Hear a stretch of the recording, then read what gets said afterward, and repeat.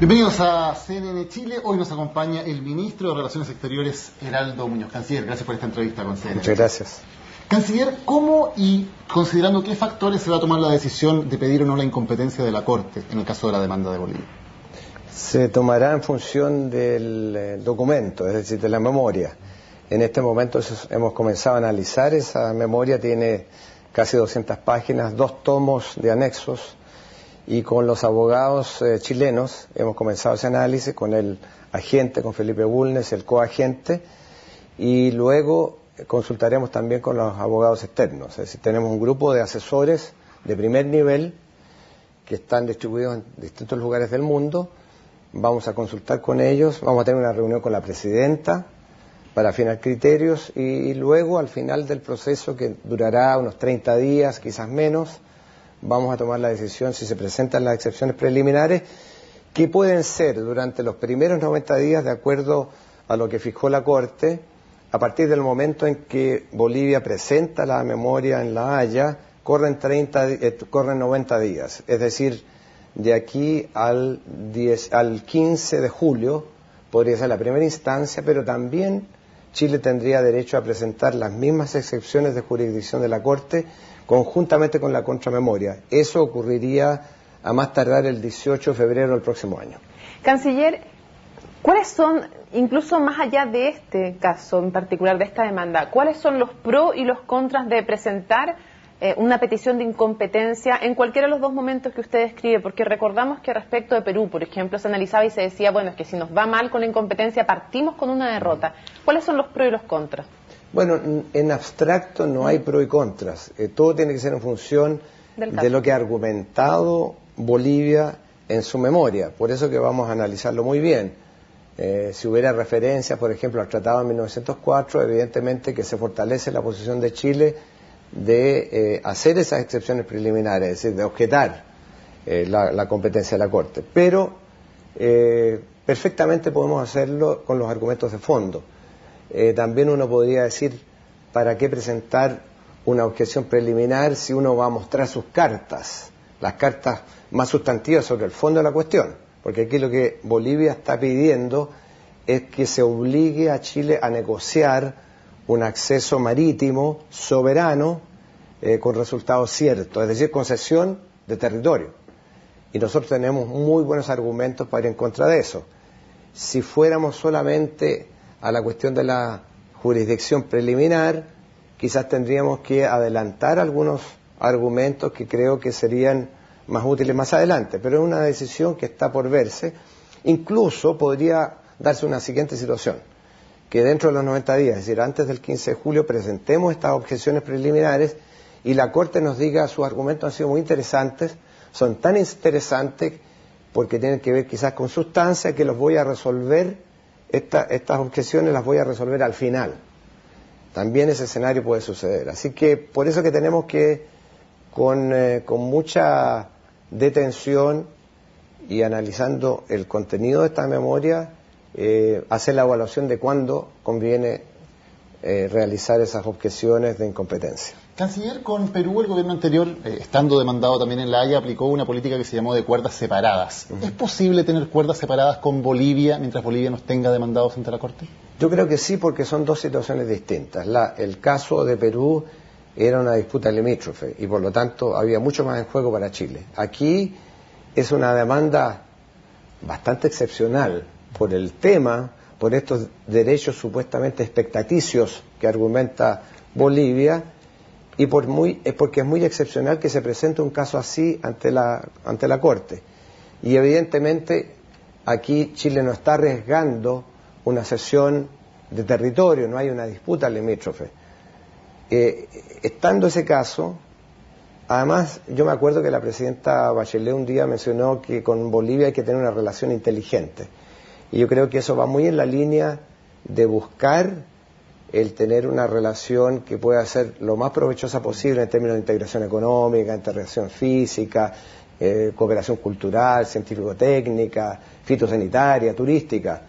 De modo que yo creo que en el caso de Bolivia hay que continuar buscando grados de cooperación independientemente de esta demanda que nos evidentemente nos pone en una situación de decirle a Bolivia, respecto a su aspiración marítima, evidentemente tenemos que excluirla de cualquier diálogo, porque ustedes, Bolivia, han instalado este tema en La Haya. Entendemos, por ende, que mientras estemos demandados no se conversa el tema de la salida al mar, que era el punto 6 de la agenda de 13 puntos. Pero la puerta de entregar soberanía a Bolivia en una salida al mar, ¿está cerrada para siempre o solo por ahora?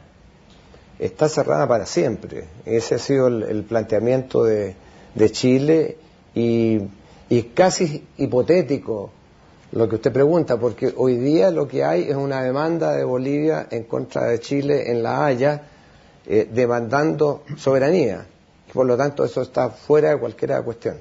Está cerrada para siempre, no hay ninguna posibilidad de que nunca Chile y Bolivia puedan llegar a un acuerdo por el cual se le ceda soberanía marítima a Bolivia. Uno quizás nunca debería decir nunca, pero la posición de Chile hoy, y ha sido así por mucho tiempo, es que Bolivia no tiene derechos, y por lo tanto una demanda como la que se ha planteado es absolutamente inconducente, probablemente va a ser muy larga, posiblemente, va a ser muy onerosa para ambas partes y ciertamente va a ser improductiva, porque no va a llegar al objetivo que ellos pretenden. ¿A qué se refería usted cuando mencionaba que aparte de la sustancia jurídica y del camino jurídico había que agregarle también el camino diplomático en esta demanda? ¿Es una demanda que solo se va a jugar en lo jurídico o es una demanda que también tiene un componente político y comunicacional importante? Tiene un componente político y comunicacional muy importante. ¿Por qué? Porque esta demanda no tiene sustento jurídico por parte de Bolivia. Aquí se está tratando de confundir expectativas, aspiraciones con derechos. Se está tratando de decir que las negociaciones múltiples que ha habido a través de la historia de Chile con Bolivia, buscando otorgarle una salida al mar a Bolivia, han creado derechos. Y eso francamente, no tiene ningún sentido, porque en las relaciones internacionales los estados entran en negociaciones muy a menudo sobre muchos temas, y en el curso de una negociación se hacen ofertas. Pero si esas negociaciones fallan, no llegan a buen término, de ninguna manera crean derechos u obligaciones, porque si fuera así, ningún país estaría dispuesto a negociar nada, porque si negocia y hace un ofrecimiento, pensaría que entonces voy a estar después obligado a cumplir con algo que por razones diversas puede haber fracasado. De modo que eso no tiene ninguna base, y por eso entonces que Bolivia ha buscado enfatizar los elementos políticos y comunicacionales de un país agredido, de un país que no ha tenido solidaridad, una serie de componentes que nosotros vamos a responderle, porque la historia tiene muchos bemoles, tiene muchos ángulos, y nosotros vamos a clarificar cuál ha sido la historia, y vamos a también presentar nuestros argumentos a la comunidad internacional. Con este precedente, canciller, de que Bolivia haya usado como argumento para alegar derechos expectaticios la disposición de Chile a dialogar en el pasado,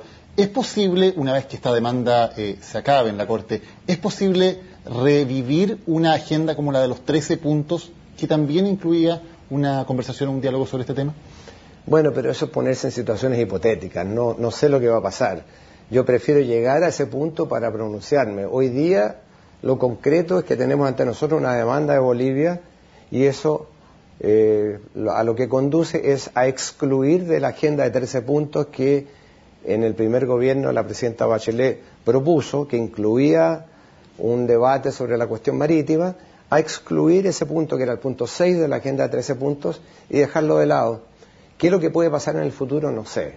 Francamente, sería especular lo que puede suceder en un juicio, o lo que puede suceder en la relación bilateral de aquí a 2, 3, 4, 5 años, cuando este juicio eventualmente se llegue a resolver. ¿En qué momento no sé si descompusieron, pero en qué momento dejaron de ser tan óptimas, que es una palabra que se usa mucho en diplomacia? ¿En qué momento dejaron de ser óptimas las relaciones con Bolivia? Se lo pregunto porque al comienzo del gobierno de Michelle Bachelet hubo buenas relaciones, no sé si tanto más al final, pero ¿usted atribuye al anterior gobierno, el gobierno de Sebastián Piñera, un enfriamiento en las relaciones? ¿Le atribuye responsabilidad a ese gobierno o no? Yo creo que sería injusto atribuirle responsabilidad. Aquí hubo momentos, situaciones que derivaron, de hecho, en un deterioro de las relaciones bilaterales bajo la anterior administración. Pero creo que no corresponde aquí apuntar con el dedo quién tuvo más culpa. Yo creo que aquí los procesos políticos, diplomáticos, son mucho más complejos, y lo importante es que la administración del presidente Piñera respecto al tema de Bolivia tuvo una actitud y una política, una perspectiva de Estado.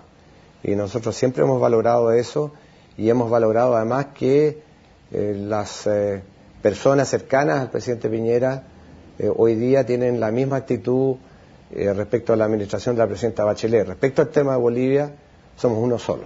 Tenemos unidad de criterios, no hay diferencias, y creo que eso es lo que le corresponde a un país cuando tiene que velar por sus intereses fundamentales. Canciller, respecto a este tema del enfriamiento de las relaciones entre Bolivia y Chile, Carlos Ominami, que es parte precisamente del Consejo Asesor en este tema, dijo que el punto de quiebre fue la cooperación de Chile con la DEA para capturar al general Sanabria, al ex antidrogas de Bolivia. ¿Fue ese un error de Chile haber cooperado con la DEA a espaldas del presidente Evo Morales? Yo he escuchado esa interpretación, la interpretación se lo dejo a los analistas. Yo lo que tengo que lidiar es con realidades concretas. Independientemente de lo que haya pasado en el pasado, lo concreto hoy día es que estamos en una situación de un claro divorcio con Bolivia respecto a su aspiración marítima. ¿Qué es lo que fue, qué ocurrió para ese deterioro? O si eso no hubiera ocurrido, igual hubieran presentado la demanda. Difícil decirlo, y esa sería mera especulación. Canciller, aunque estemos demandados en La Haya, ¿Chile sigue estando disponible para ofrecer relaciones diplomáticas a Bolivia aquí y ahora, como dijo el expresidente Ricardo Lagos? Bueno, yo creo que las relaciones diplomáticas tienen que ser el producto de un proceso. Y yo creo que en esto el dicho que no hay que poner la carreta ante los bueyes es bastante idóneo, porque en definitiva hay una relación compleja con Bolivia, lo ha sido siempre, y ahora es más compleja aún porque está esta demanda. Plantear el tema de las relaciones diplomáticas en este momento creo que sería ir en contra de lo que es el clima bilateral. Ojalá pudiéramos reenfocar las relaciones con Bolivia en un sentido constructivo. Yo quisiera la mejor de las relaciones con Bolivia. Le tenemos aprecio, un país vecino, siempre lo será. Yo le tengo aprecio al presidente Evo Morales, un aprecio personal, un respeto personal a él y a su gobierno. Y quisiéramos que fuera distinto, que tuviéramos relaciones plenas. Con él tengo confianza, una cierta confianza personal. Hemos jugado fútbol unas 6 veces a través del mundo, y hay una cierta simpatía, que supongo que es mutua.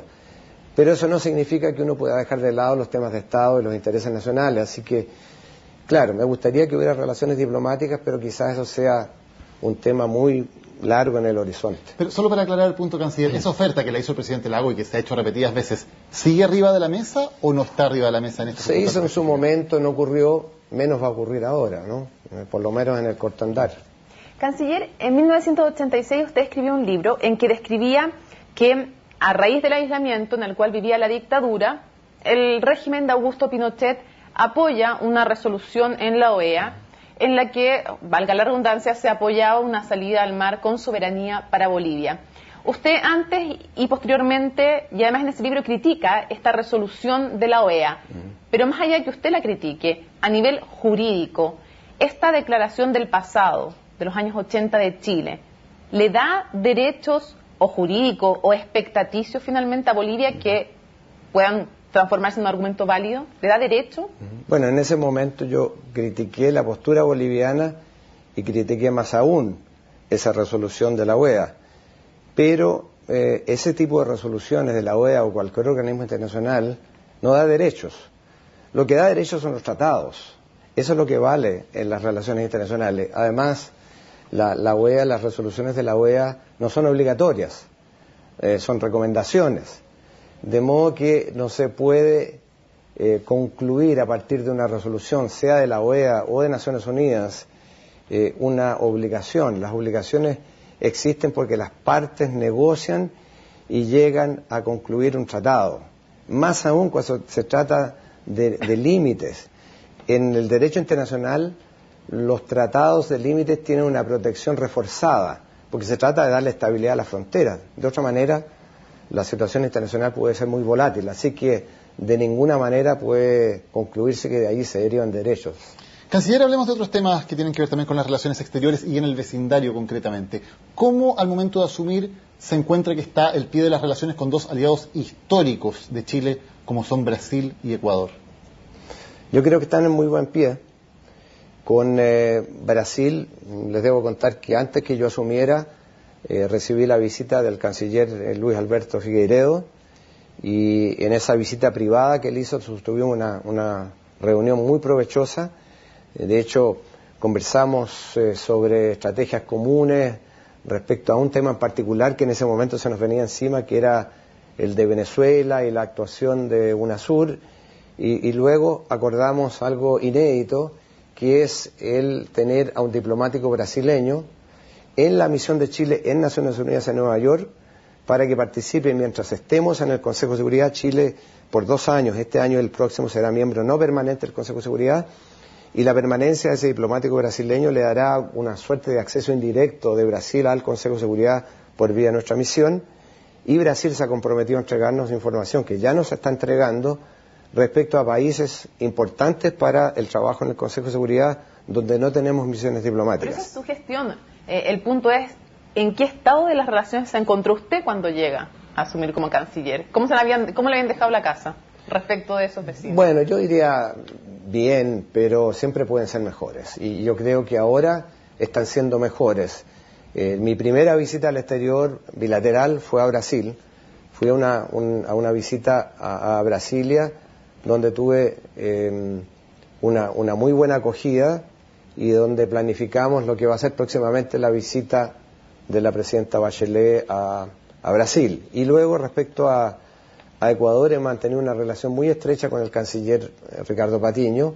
Tanto es así que les puedo informar, quizás esto es en exclusiva, que vamos a tener una visita oficial del presidente Correa a Chile los días 13 y 14 de mayo.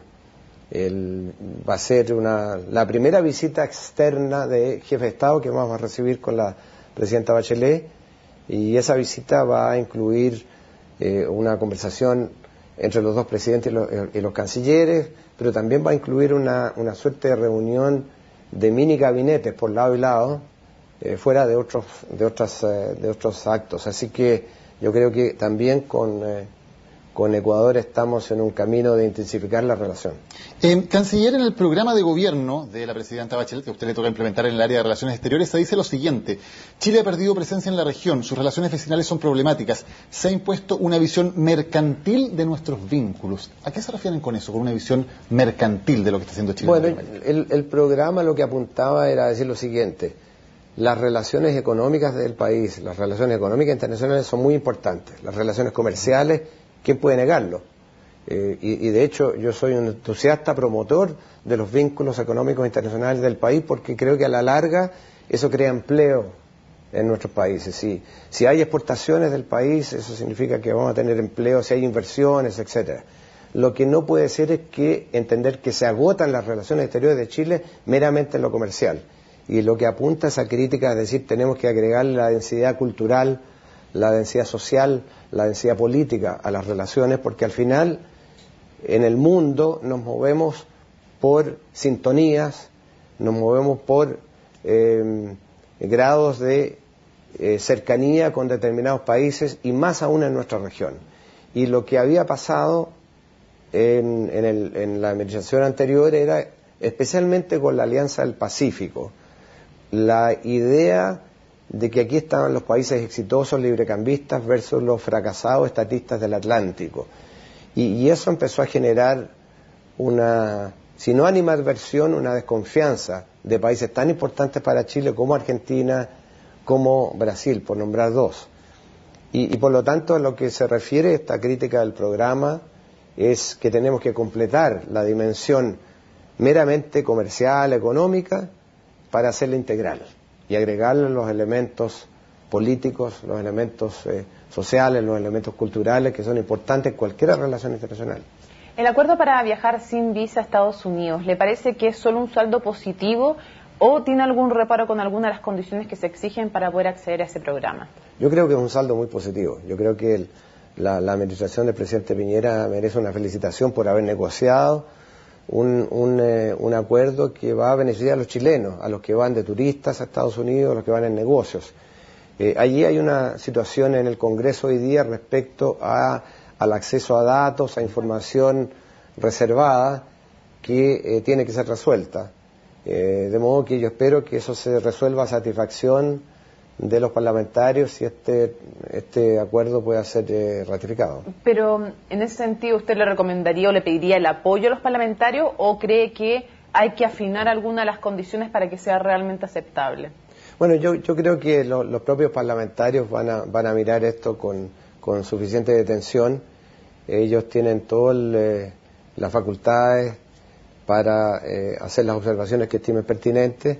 Respetamos mucho lo que el Congreso puede hacer en esta materia. Lo único que quisiéramos es que ojalá se resuelva esto para implementarlo y poder beneficiar a todos los chilenos que van a poder viajar sin visa y pasar a un club bastante privilegiado de pocos países que tienen este tipo de tratamiento en Estados Unidos. En cuanto al acuerdo transpacífico, al TPP, ¿usted le conforma la manera en que se ha llevado hasta ahora la negociación o tiene preocupaciones acerca de lo que está pasando hoy?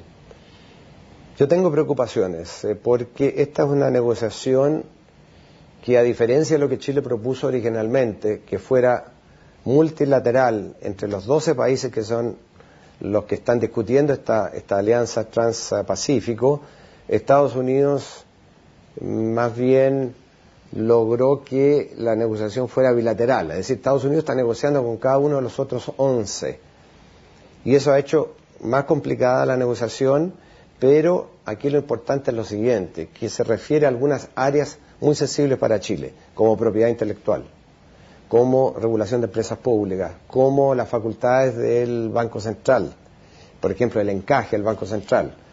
En el área de propiedad intelectual puede afectar a las empresas farmacéuticas y el precio de los remedios en Chile. Entonces, lo que hemos dicho es que no estamos disponibles para ir más allá de lo que fue el TLC, el Tratado de Libre Comercio con Estados Unidos. Y además, hay que considerar lo siguiente, que nosotros ya tenemos acuerdos de libre comercio con todos los otros socios que están ahí.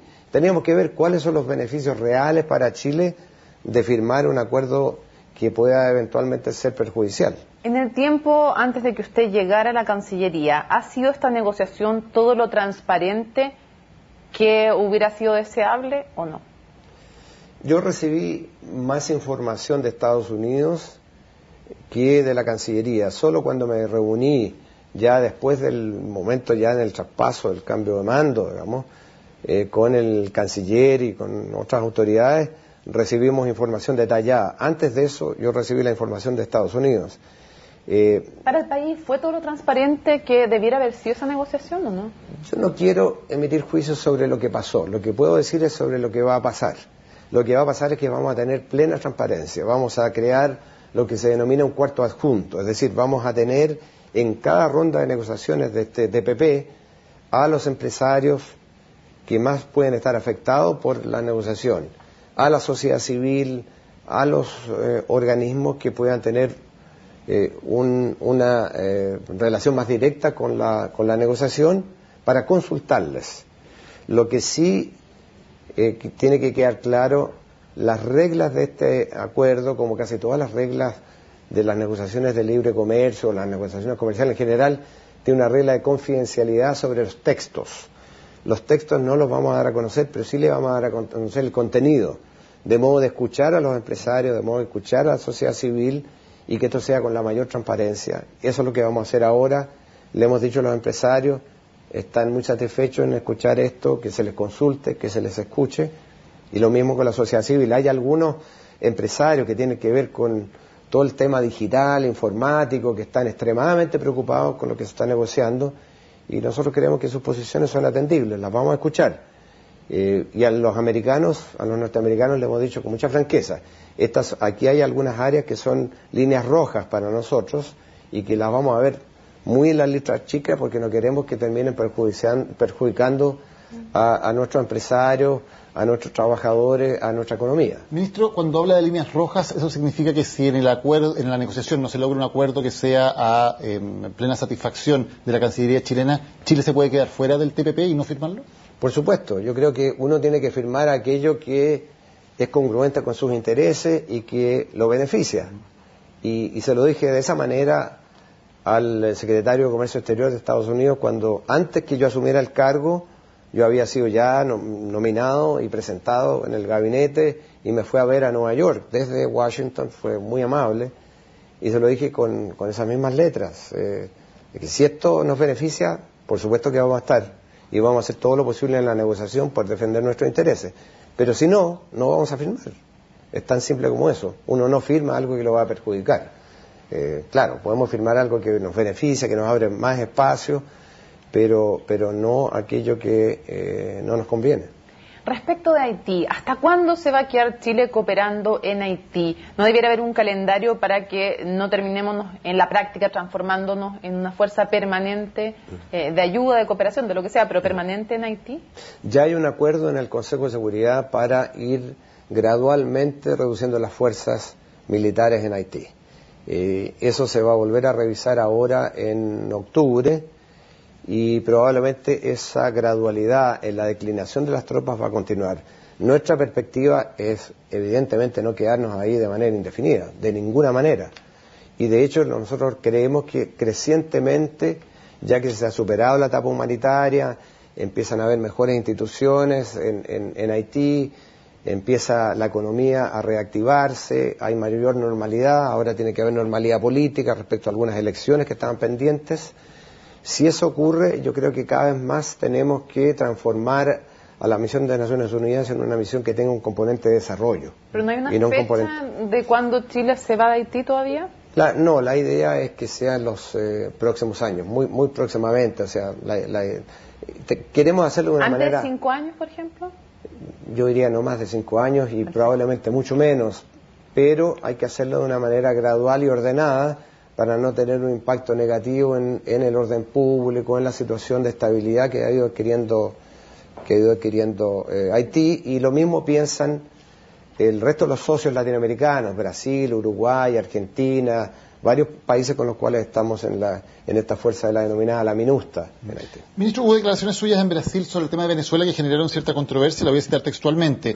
Tenemos la responsabilidad de defender un gobierno democráticamente electo que algunos, una minoría, quieren derrocar por la fuerza. Eso es inaceptable. Se entendió como que usted estaba diciendo que la oposición venezolana intentaba derrocar por la fuerza al gobierno de Maduro. ¿Esa es su visión de lo que ocurre en Venezuela? Resulta que la frase anterior a esa que usted acaba de citar decía que tenemos el deber de defender los derechos humanos, el Estado de Derecho y la democracia en Venezuela. Si hubieran colocado ese titular, probablemente la interpretación habría sido bien distinta. Pero usted se dice que hay una minoría que quiere derrocar por la fuerza al gobierno.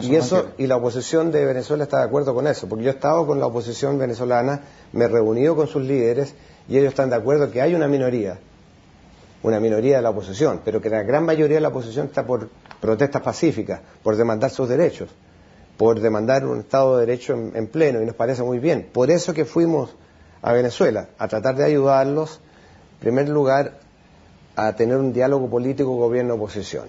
Segundo lugar, a tratar por esa vía de recuperar un proceso de paz y de evitar la polarización y las muertes que han sido de lado y lado, porque aquí han habido gente del chavismo o gente que apoya a Maduro que ha muerto, incluyendo una chilena, una compatriota, que era partidaria del régimen, que estaba tratando de sacar una barricada y que la asesinaron con una bala en la cabeza.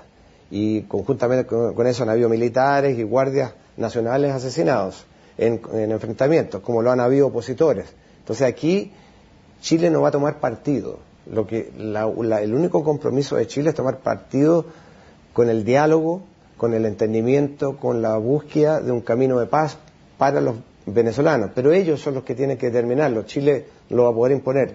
Creo que hemos colaborado de manera significativa, porque al gobierno le dijimos muy francamente lo que pensábamos, todos los cancilleres cuando fuimos a Venezuela, le dijimos lo mismo a la oposición, y luego tratamos de hacer puente entre ellos y logramos sentarlos a la mesa, cosa que hoy día estuve con un alto líder de los derechos humanos, y me agradecía lo que Chile había hecho, porque esta es la única esperanza, decía, para una salida pacífica, de entendimiento y de tolerancia en Venezuela.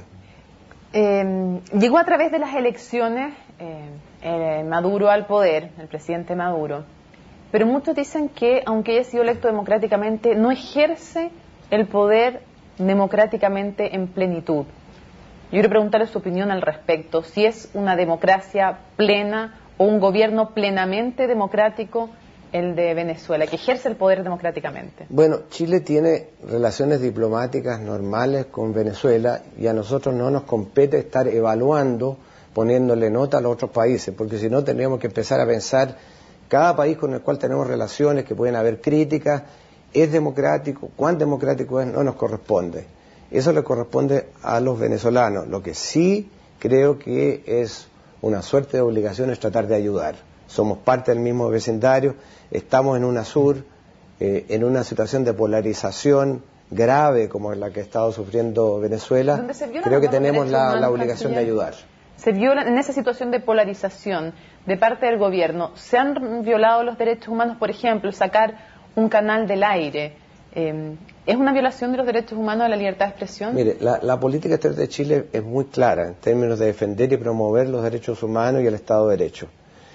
En algunos casos, sin embargo, lo mejor que hay que hacer es diplomacia discreta y reservada si es que uno quiere realmente ayudar. Quizás lo más fácil de repente es decir, en este país X se violan los derechos humanos y nos quedamos tranquilos.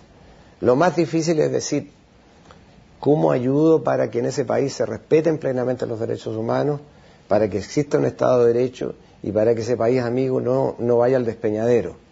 Eso es lo que le preocupa a Chile hoy día y eso es lo que vamos a hacer. Vamos a defender los derechos humanos, vamos a defender el Estado de Derecho, pero también vamos a pronunciarnos claramente en contra del derrocamiento por la fuerza de un gobierno democráticamente constituido, y en ese espacio tenemos que movernos de manera inteligente para ayudar a los venezolanos sin tomar partido, sabiendo que lo que hay que es tomar partido con la democracia, con el diálogo que ahora se ha podido instalar y que están pensando de a poco a rendir frutos. Señor Canciller, ¿no es parte precisamente de los compromisos de un país comprometido con la democracia y con los derechos humanos como Chile denunciar las situaciones en que se violan los derechos humanos y solidarizar con las personas que sean víctimas también de manera pública? Mire, en política exterior siempre tiene que haber una suerte de combinación virtuosa entre principios y realismo.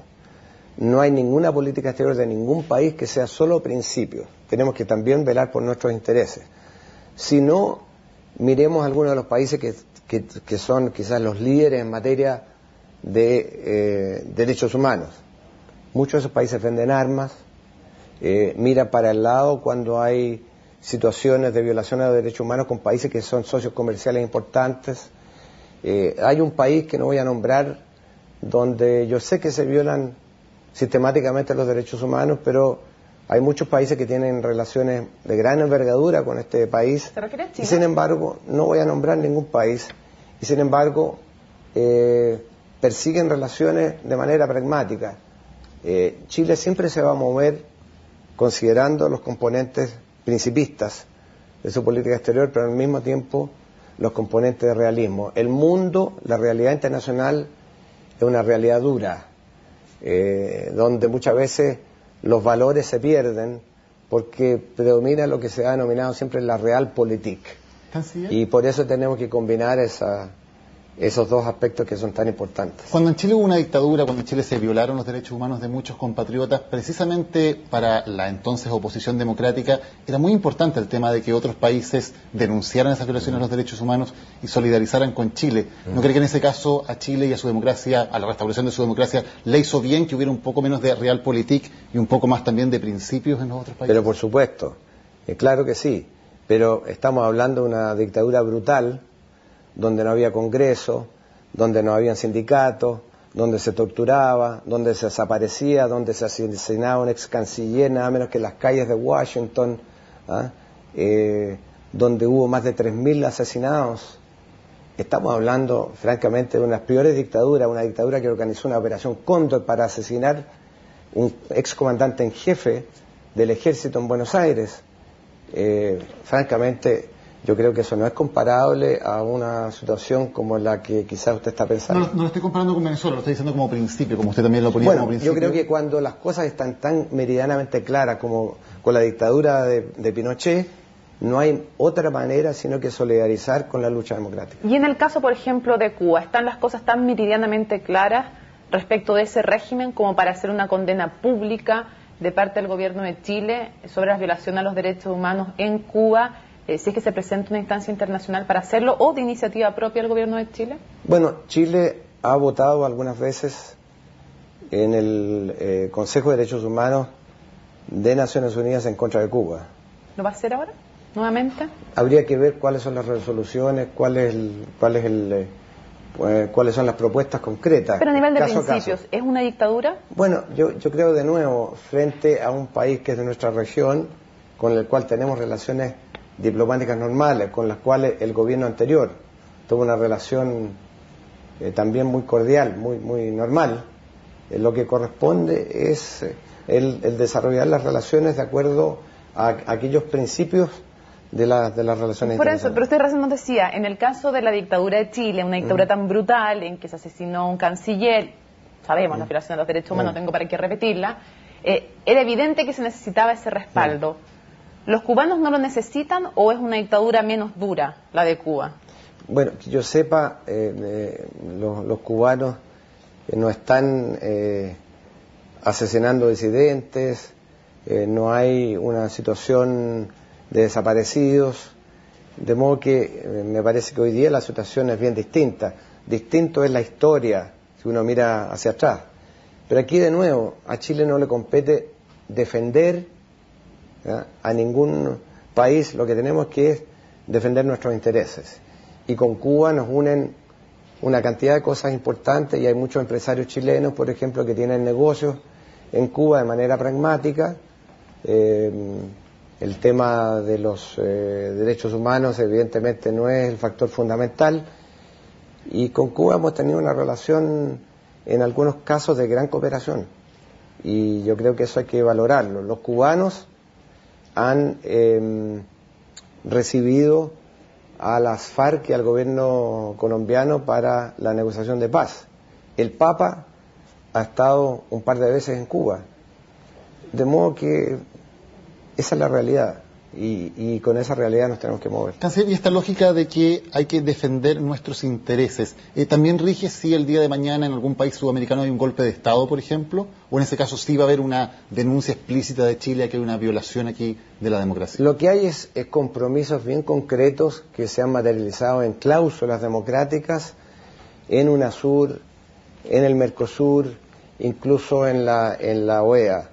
Y yo fui parte incluso de la elaboración de algunos de esos instrumentos, de modo que si hay algo así, evidentemente que cualquier país va a recurrir a esas cláusulas para sancionar a los países donde hayan golpes militares. Así que yo diría que eso debiera ocurrir y además esos instrumentos que existen, esas cláusulas democráticas, creo que pueden ser un elemento disuasivo para que los golpistas piensen dos veces antes de derrocar a un gobierno democráticamente elegido. Finalmente, Canciller, un tema operativo, pero que interesa a miles de chilenos que se van a mover a Brasil para el Mundial de Fútbol.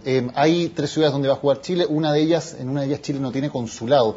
¿Cómo va a actuar el gobierno para defender y para asegurarse, digamos, del bienestar de los chilenos que estén allá en el Mundial? Bueno, vamos a destinar 31 funcionarios de la Cancillería para ayudar a los chilenos que vayan a participar en el Mundial.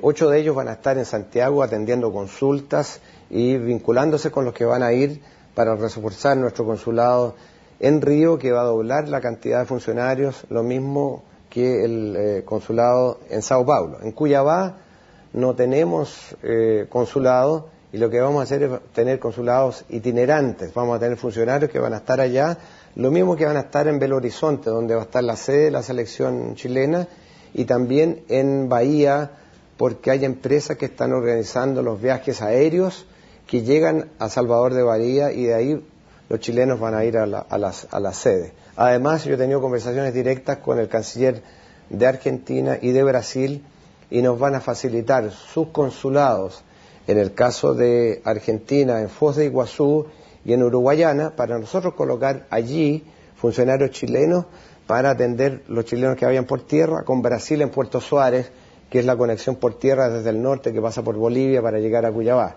Así que hemos tomado una cantidad importante de medidas. Vamos a tener una página web especial que los chilenos que van a ir a Brasil pueden consultar, con recomendaciones, con una cantidad de informaciones que creo que pueden ser muy útiles, y vamos a tener también un Twitter, una cuenta de Twitter y de Facebook también para proporcionar información y evitar, ojalá, malos ratos. ¿La presidenta Bachelet va al Mundial?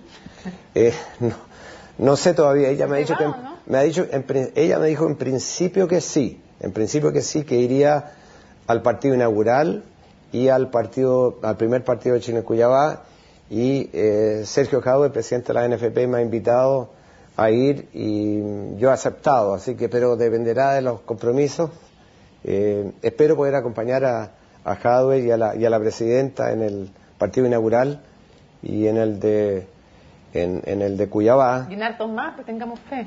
No, por cierto, yo estoy confiado de que Chile va a pasar a la segunda ronda, y ahí habrá oportunidad de ir a ver a Chile no solo en Cuiabá, en Río o en Sao Paulo, sino que espero en otras sedes. Canciller, muchas gracias por habernos acompañado hoy en Gracias Serena a ustedes. Chile. Ustedes también sigan en nuestra sintonía de Serena Chile.